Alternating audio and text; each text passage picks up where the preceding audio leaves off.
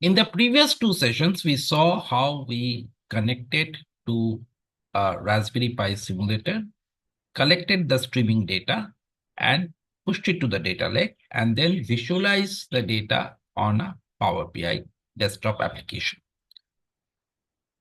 However, this data is a static data. That means you can visualize last 1 month's data, last 2 months' data like that. We now want to visualize the live data.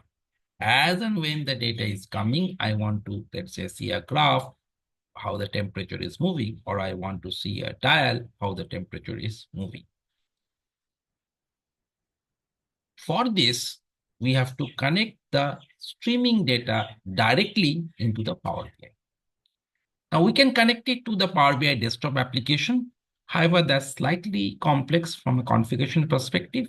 So for the purpose of this particular video, what we're going to do is we're going to log in to the web version of Power BI, and that can be easily connected to the streaming data.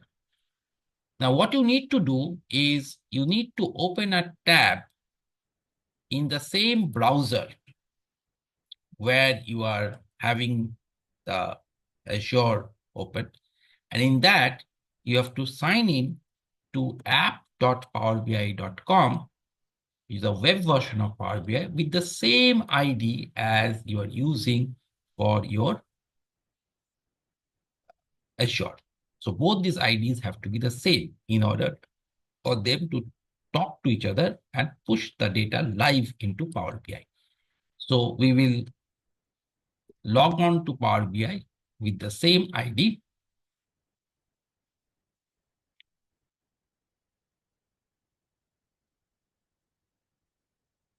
Since I have logged in to Power BI before, I will appear already logged in. By the way, some of you might be knowing that Power BI is getting decrypted and it will be replaced by Microsoft Fabric. But as of now, we will be using Power BI. So you can see here the Power BI, we have logged in with the same ID as we have over here. These two IDs have to be the same. And the next thing that you will see is that we have my workspace. So there's only one workspace, which is my workspace. Now, in the free version of Power BI, you cannot create more than one workspace. So we have to use the default workspace here, okay, which is fine as of now. But in industry, of course, you are going to use a paid version of Power BI and probably a desktop application or a server-based application. And in that case, you can create multiple workspaces. The next thing that we are going to go do is we'll go to this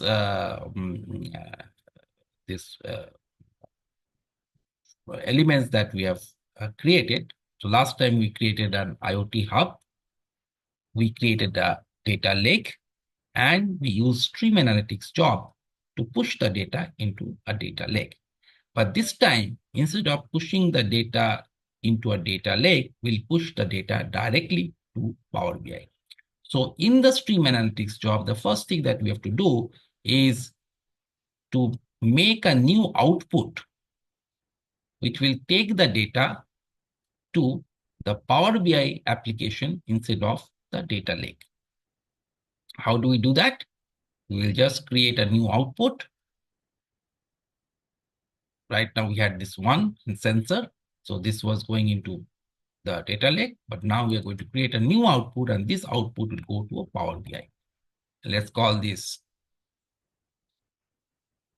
Power BI.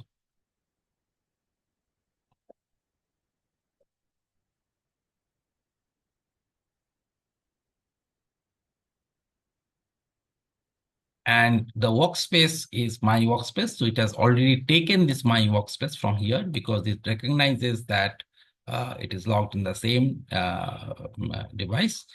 And we will use the user token authentication. Now, in the Power BI workspace, I want to create a data set. And within a data set, I want to create a database which will contain the data from these the census. And this data set has to be updated in real time. And from there, we are going to build the dashboard. So we will give a name to the data set. Let's call this name sensor data. We give today's date just to differentiate from any other data, sensor data that is available. And for convenience, we are giving the same name as, of the data set and the table. We're keeping the same name for the table as well as the data set, but you can use a different name as well. And we will authorize this. Moment you authorize this, what is going to happen is that it is going to ask you for access to this Power BI. Okay, but remember that this works only when the Power BI app and Azure are open in the same tab, are open in the same browser, but in different tabs. We'll just authorize. It's asking me to sign in, so I have to sign in with the same ID. So let me just sign in.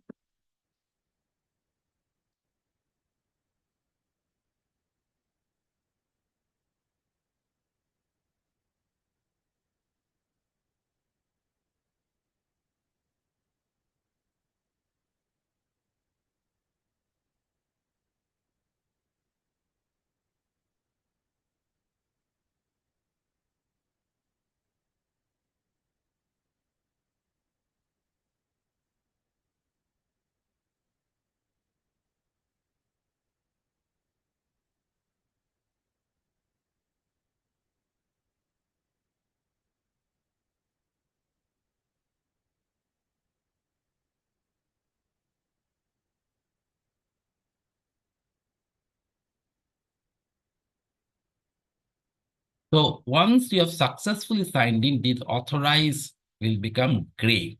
This means that it has successfully authorized. If it becomes red or it gives an error, that means it has failed to authorize. It is telling me that this will be decrypted in 2027. We have some time, but after 2027, we have to move to Fabric. We are yet to see how Fabric is going to look like.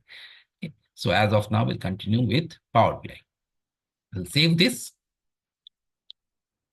It's adding the output and it's testing the output, whether the output is okay or not. So the connection seems to be okay. And now we have this Power BI output. The connection is successful.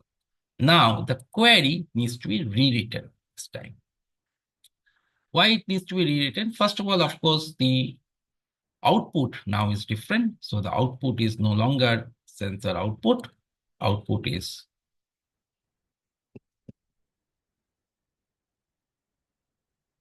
you can just type it.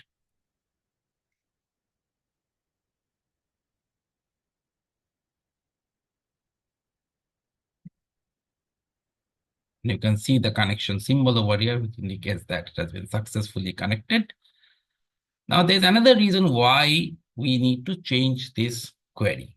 Now, let us understand this from a conceptual perspective, what changes we need to make to the query.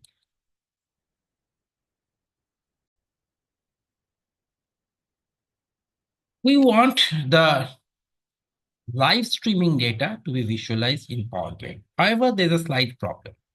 The challenge is that the response of Power BI, which is a visualization tool, may be not in sync with the speed at which the data is coming. And we need uniform flow of data to be visualized in Power BI. So imagine this, that you have the data coming in streaming format. And previously, this was going into a data lake, but now this needs to be visualized in Power BI. So what Power BI needs is a consistent flow of data and not that fast, so that it can catch up with the latency. So essentially what we'll do, we'll break up this data into small time slots. These time slots are also very small, so it is near real time, but probably not fully real time.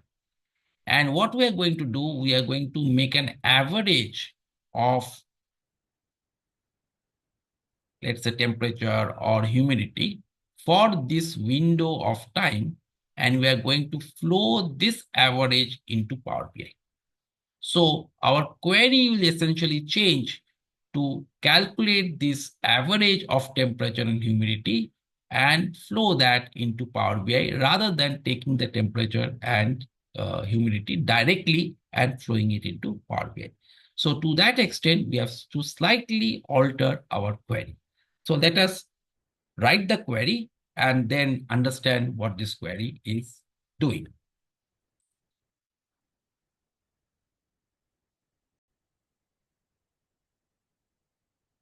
You can see that I've altered the query saying that you select a timestamp and the timestamp should be the end of the window. So we say that we are going to average the temperature and humidity that we receive within a window of time. But then when you are displaying it in the Power BI charts, we have to give one time, and that will be the end of the window time. And during that window, we are going to average the temperature and the humidity. We'll take the data from the IoT hub and put it into the Power BI output. And we are going to average it by grouping into the tumbling window, which is of 2 seconds. So the window will tumble every 2 seconds, capture all the temperature and humidity that is there, average it out, and push it to Power BI, and Power BI will visualize it. So essentially, we are aggregating the data every 2 seconds. So our real time is not fully real time, it is near real time. It can show you the average temperature over a period of 2 seconds, which in most cases should be good enough. We are not doing it fully real time because Power BI as a visualization tool may not be able to catch up with the fast speed at which the temperature or humidity data is coming. And we may not need it to that extent. Okay. So that's the change that we have done. We'll test the query.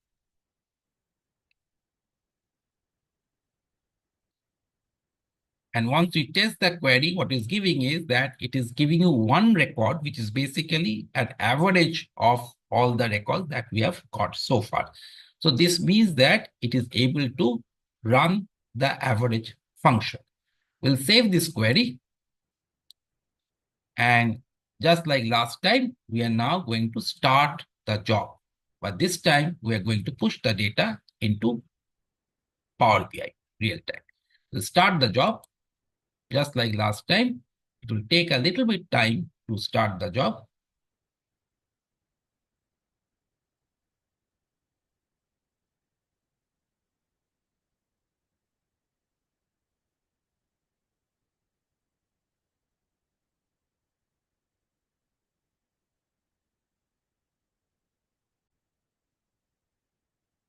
We'll start the job and we'll start afresh. We'll not continue with the previous job. It'll take a little bit of time to start the job. In the meantime, you can keep refreshing and checking whether the status has changed from starting to running. We'll be back after the job starts running. The job has started running now. We will now start the Raspberry Pi.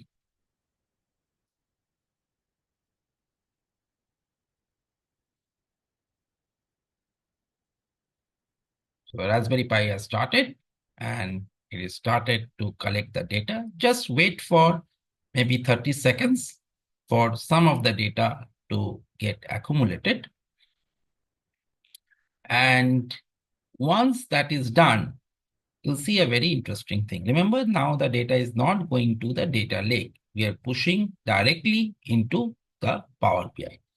Go to the Power BI tab.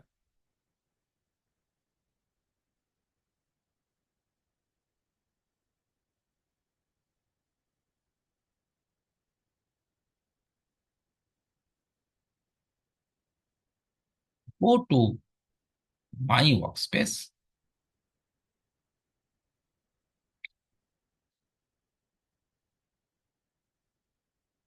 And you will see a very interesting thing that you see this new data set has got created. You can understand this because this is the name of the data set that we created.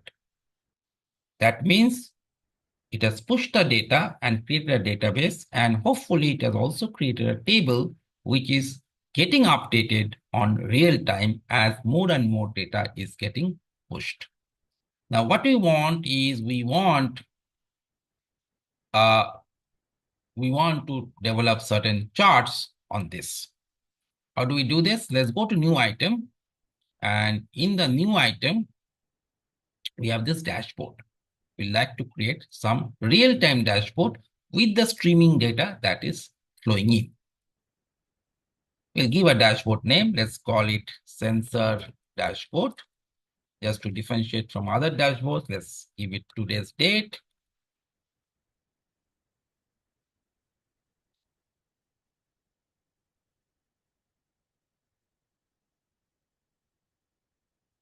And here in these three dots, or rather over here in the under edit, not under three dots, under edit, you'll see add a tile.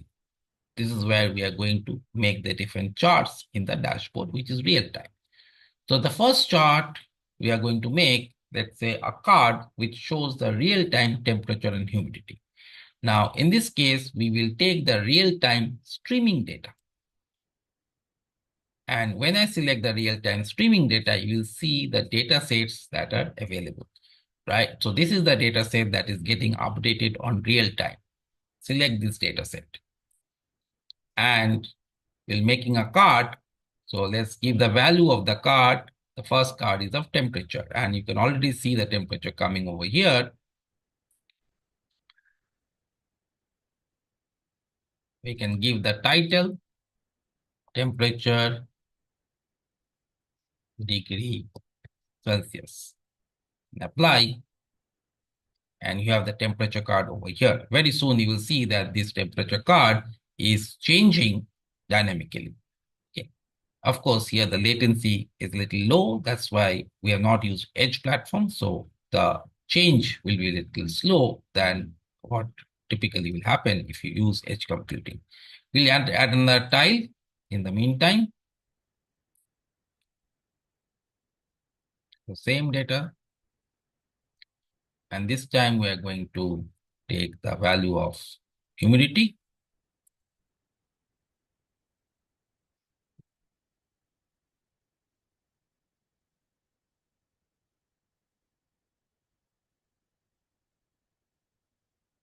We have the temperature and the humidity.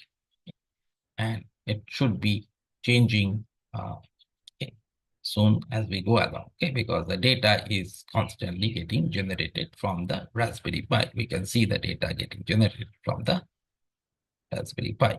There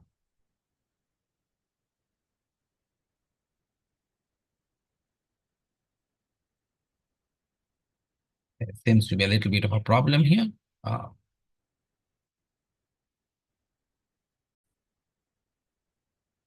Yeah, so the Raspberry Pi stopped for a moment for some reason, but now it has started and you can see the real time the data is changing. Now, I can now draw a chart, let's say, line chart. This time I'll have a line chart and I will have a line chart where the time axis will be the window end and the value, let's say, is temperature.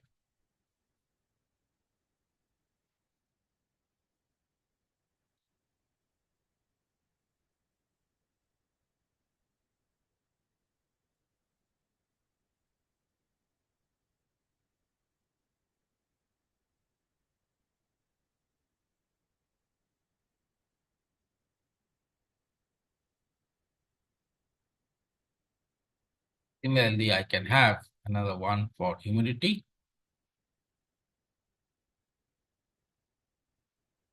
need to ensure that it is running because sometimes it stops. Need to ensure, yes, it's running. So you can see that this chart is dynamically changing. Okay. Now, this is where, the cloud computing doesn't have that much of latency. You can see some missing values. So it is not able to get all the data in time, and that's why some of the values are getting missed. However, when you use edge computing, this will be very, very smooth. Let us also make a humidity chart.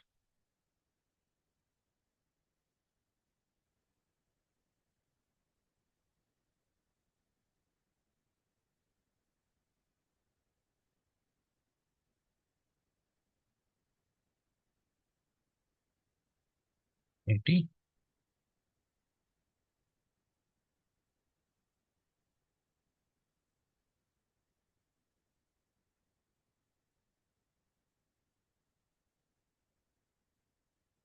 Here, come in yet. And as I said, that this is because we are using a cloud environment, not an edge environment. Hence, many of the cases, this will get dropped. Okay. Uh, but again, it will start getting the data. Okay. Let's also make a gauge chart.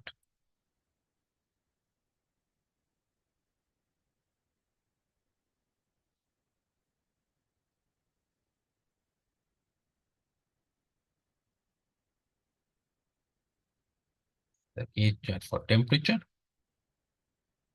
Maximum, I'll allow the maximum and minimum value to be set automatically.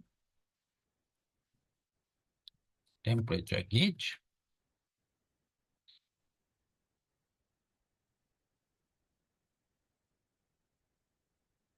You can see the minimum and maximum is here, and okay.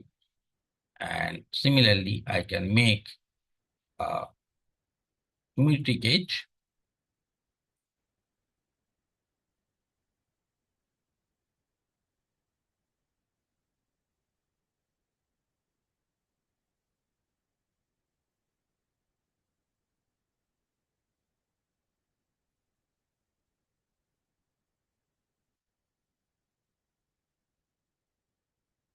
Hence, humidity gauge. And some reason the humidity chart is not getting created. As I said, this is primarily because of the fact that this is a very high latency system and is not able to capture all the data in real time and render it into a chart. But you can see the cards are changing pretty fast, so are the gauges. Interesting thing is that Power BI has Gen AI based Q&A system where I can ask what is the maximum temperature. You tell me the maximum temperature so far has been this, okay, 31.99. What is the average temperature?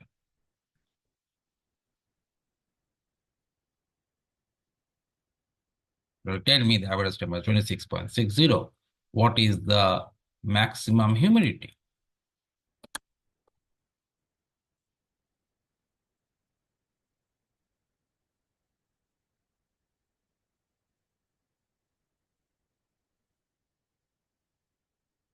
You tell me the maximum humidity has been this 79.94. And what has been the average humidity?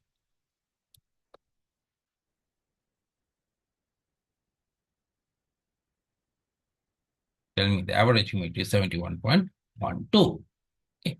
Of course, these are all developing, so probably at this point of time, it will not be able to tell me how many times, let's say if I make a little difficult question, how many times the temperature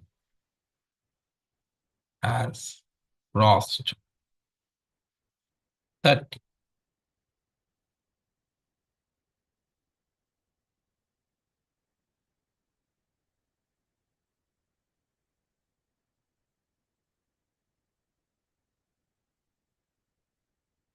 use the term exceeded, didn't take the term